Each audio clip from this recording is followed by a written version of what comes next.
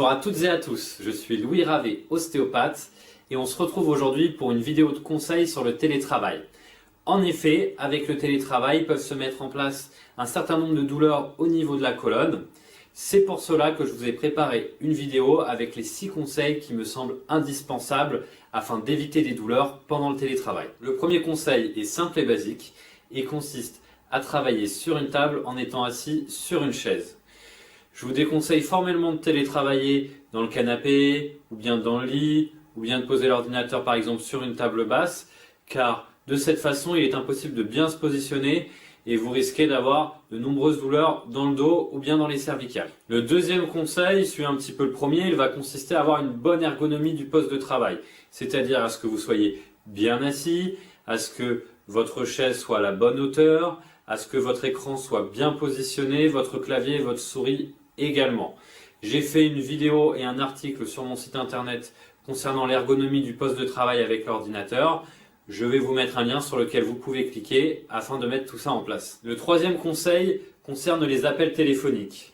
Pour cela, je vous conseille d'utiliser des écouteurs avec un micro ou bien un casque avec des micros, parce que si vous avez des appels téléphoniques qui sont assez longs, vous allez être dans cette position assez longtemps, ce qui va entraîner des tensions au niveau de l'épaule, du coude, du poignet, et puis également au niveau des muscles du cou. Donc à éviter afin d'avoir des douleurs au niveau des cervicales, de l'épaule et du membre supérieur. Le quatrième conseil consiste à bouger plus. En effet, avec le télétravail, le nombre de pas que vous allez faire dans la journée va être diminué.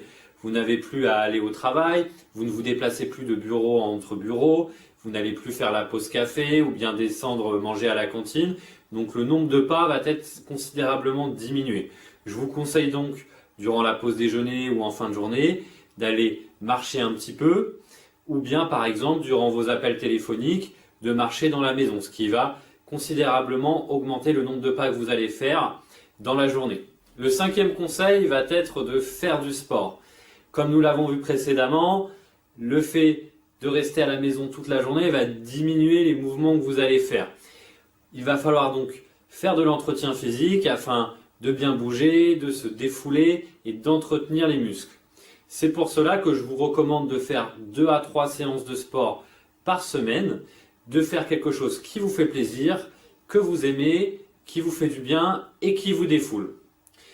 Je vous conseille également de ne pas débuter un sport sans connaissance par rapport à ce dernier, donc de suivre les recommandations de coach ou de prof de sport.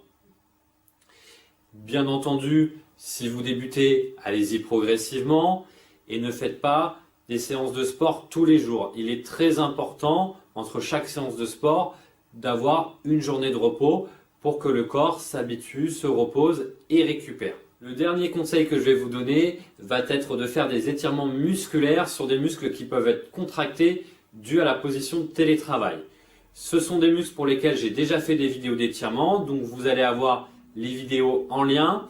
Donc je vous recommande des étirements au niveau des muscles du cou, des muscles des poignets, des avant-bras, des mains, des muscles du dos, donc de tout le dos, et également au niveau des muscles iliopsoas, qui sont des muscles du bassin très sollicités lorsqu'on passe toute la journée assis. Je vous mets ces étirements en description. Et voilà, c'est terminé pour les 6 conseils concernant le télétravail.